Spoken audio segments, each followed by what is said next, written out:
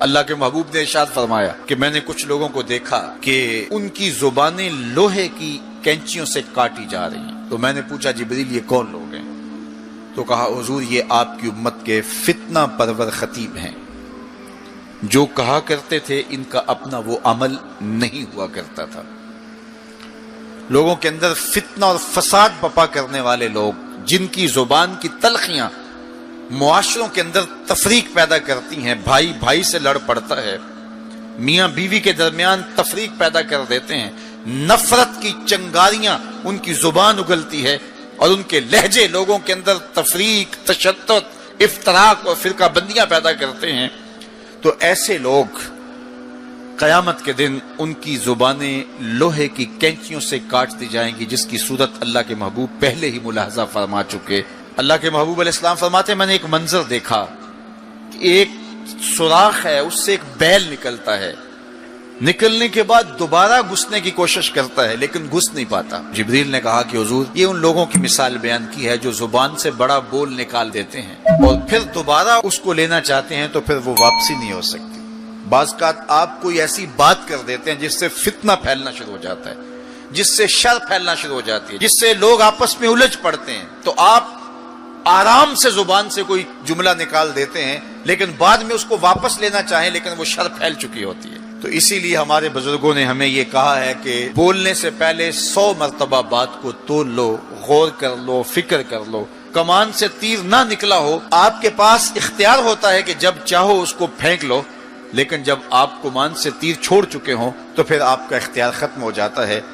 پھر وہ زخمی کرے، کسی کی موت کا سبب بنے، یا وہ تیر ضائع چلا جائے، پھر تمہارا اختیار نہیں ہوتا. تو بولنے سے قبل ضرور سوچو کہ میری زبان سے نکلا ہوا کوئی جملہ اس معاشرے پر کیا اثر پیدا کرے گا. ہر بندے کو اس وقت بولنے کی جو لت ہے، اور آج کل تو وہ سوشل میڈیا کے اوپر جو من میں آیا تنہائی میں وہ لکھ دیا، اور لکھ کے معاشرے کے اندر لوگوں کے اندر وہ چیز وائرل کر دی، جس طرح کی تصویر چاہا ڈال دی، لیکن پھر بعد میں وہ آپ کے اختیار میں چیز نہیں رہتی ہے. بلکہ اب تو اتنے بخسیس اور اتنے نیچ فطرت کے لوگ بھی سوشل میڈیا پہ بیٹھے ہوئے ہیں. کسی زمانے کے اندر جو گندے مزاج کے لوگ ہوتے تھے وہ واش روم کے اندر بیٹھ کر کے چھپ کے اپنے خب سے باطن کا اظہار کرتے تھے، اور واش روم کی دیواروں کے اوپر جو ان کے من میں غلاظت ہوتی وہ لکھ دیا کرتے تھے. پبلک واش رومز کے اندر ایسے مناظر آپ نے بھی دیکھے ہوں گے کہ انسانیت کا سر شرم سے جھک جاتا ہے.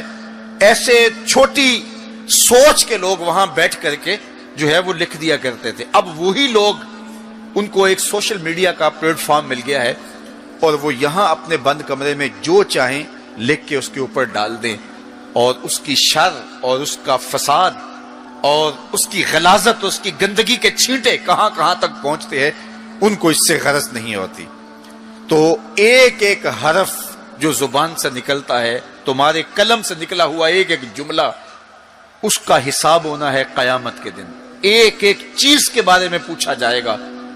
اور آج اگر تم سوشل میڈیا پہ کوئی بات چھوڑتے ہو، یا کسی مجمع عام کے اندر کوئی بات کرتے ہو، یا تنہائی کے اندر کوئی بات کرتے ہو اور پھر اس کی شر پھیلتی ہے، تو وہ شر تو پھر سفر کرتی رہے گی.